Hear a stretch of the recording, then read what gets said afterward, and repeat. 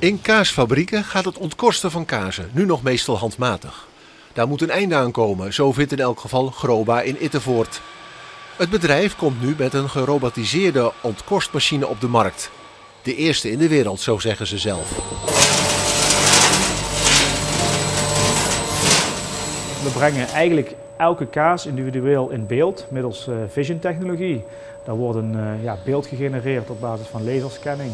En een robot zal dan met een speciale ontkorsttool de kaascontouren volgen. Groba is een belangrijke speler in het ontwerpen en produceren van kaasmachines. De machines raspen, snijden en hakken. Alles wat de klant maar wil. De ontkorster wordt daar dus nu aan toegevoegd. De robottechnologie die Groba gebruikt wil het ook in andere machines gaan toepassen. We zijn aan het experimenteren met het automatisch ontfoliën van kazen.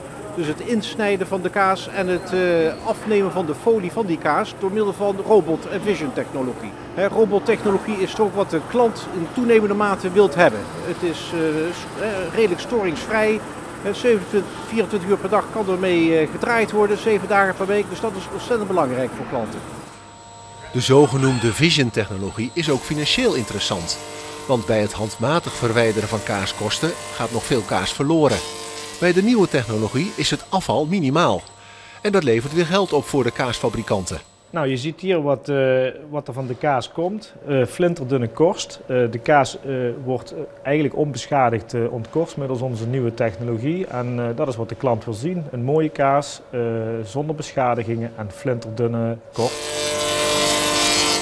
Als wij het dun kunnen ontkorsten, dan gaat er zoveel mogelijk goede kaas de lijnen in, de productielijnen in, is de opbrengst hoger.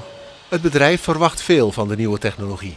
Niet voor niets gaat het binnenkort verhuizen naar een nieuw pand, omdat het oude pand te klein is geworden.